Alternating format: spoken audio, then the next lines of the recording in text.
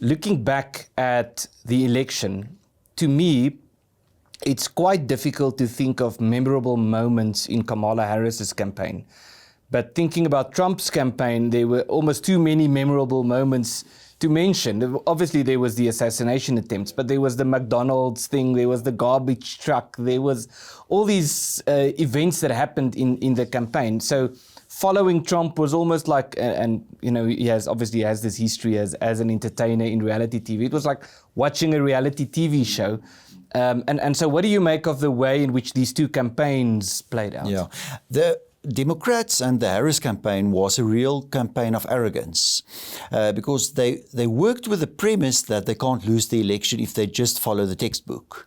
So the Democrats had a textbook and they followed that textbook. Every speech of Harris came out of that textbook. Every element of the campaign was according to that textbook, because if you follow the textbook, then you will win the election, because the majority of Americans will agree with you. They can't agree with that crazy man, you know, and that's what they told you. When I arrived there in America, it was very clear. They followed a certain set of rules and they believed that this will then lead to you winning the election. And that is why you saw no creativity, no grassroots campaign, no interesting people becoming involved in the campaign. The Harris campaign paying millions of dollars to people like Oprah Winfrey to do a very staged interview with Kamala Harris. Very strange. The Trump campaign was not a textbook campaign. Yes. There was many mistakes in the campaign. It was a normal campaign. It was a campaign of interesting people. Elon Musk jumping up and down on at a campaign rally, and very interesting people becoming involved, and people saying things that may sound a little strange, but it sounded normal. Yes. It was a campaign of the language, the words used in the campaign was the kind of words that resonated with normal Americans. I was sitting in a hotel in Austin, Texas, and most of the people the morning at the breakfast were typical working class guys, electricians maybe, or truck drivers or so. It wasn't a very expensive hotel. And I just started talking to them, most of them Hispanics. And interestingly enough, more than half of them voted for Trump. Many of them didn't vote, but most of them voted for Trump for this simple reason. They could relate with certain words or phrases from the Trump campaign, but they saw the Harris campaign as arrogant, as talking down to them, you know, telling them how to think. Yes, yes. From their little urban ghettos, you know, from their little places in somewhere, you know, they talk to you and they tell you, this is why you will vote for Harris, you must think right, and this is the rules for America. And if you don't agree, then you're a bad person. Bad person, you're a fascist and you're a racist and whatever, you know.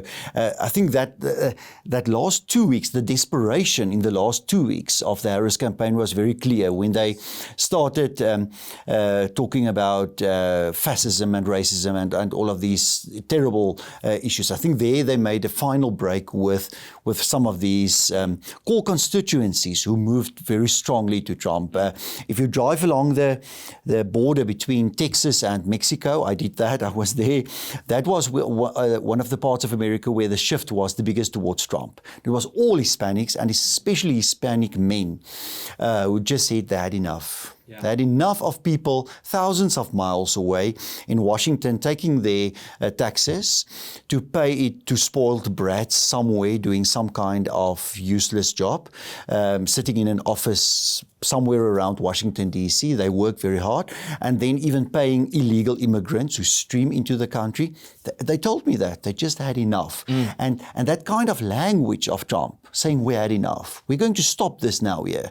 That really resonated with many of those Americans. So you're right. I think we live in a time where there's so much messaging and communications that are that people feel it's not real. It's not honest. There's so much dishonest communication and messaging and marketing, and I think it was just the Trump campaign was just so honest. Yes. It was just so real.